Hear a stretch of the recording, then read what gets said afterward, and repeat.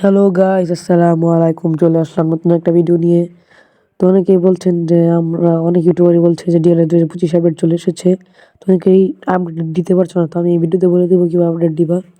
তো আপডেট দেওয়ার জন্য প্রথমে ভিপিএন নামাতে হবে। তো আমি এখানে সুপার ভিপিএনটা ইউজ করছি। তো সরাসরি আমি সুপার ভিপিএন অ্যাপে প্রবেশ করলাম। প্রবেশ করার পর একটা এড আসছে, তোমাদের এড আসতে পারে। জাস্ট উপরে ক্রস চিহ্নটি দিও।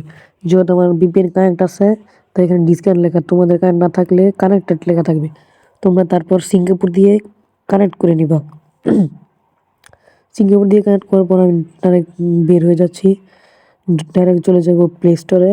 প্লে স্টোরে না গিয়ে তোমরা চাইলে ডিএলএস গেমে ঢুকে অ্যাটেনশন আসার পর ওকে দিয়ে কিন্তু ডাইরেক্ট প্লে স্টোর ঢুকিয়ে দিবে। তবে এখানে লিখেছিলাম ডিএলএস 2025, কিন্তু এখনও কিন্তু 2024-এর লোগো আসে, এখনও লোগো পাল্টায় নাই।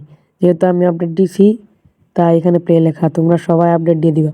তো আমি গেমে ঢুকে পড়ছি।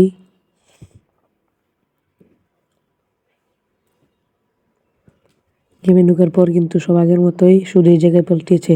আগে ছিল কেভিন রিনা আর রদ্রিগোর ছবি, এখন রদ্রিগো আর জুলিয়ান অ্যালভারেজের ছবি। তো একটু দেরি হচ্ছে। তো চলে আসলাম নতুন আপডেটে। আমি টিমে চলে যাচ্ছি, যে রদ্রিগো, লেভানডস্কি, নেইমার। কারণ যদি আমরা ট্রান্সফার মার্কেটে যাই, তাহলে কিন্তু ট্রান্সফার মার্কেটে গেলে এই ধরেন পলিহিনা আছে, পুলিশিক আছে, মানে এখানে ক্লাসিক প্লেয়ারও থাকতে পারে। একটু সমস্যার জন্য আমার সাউন্ডটা আসছে।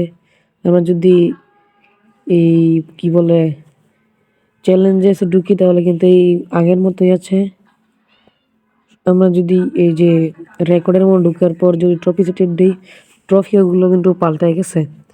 মানে আগের শেপ থেকে এখন অনেক রকমের অন্য রকমের শেপ।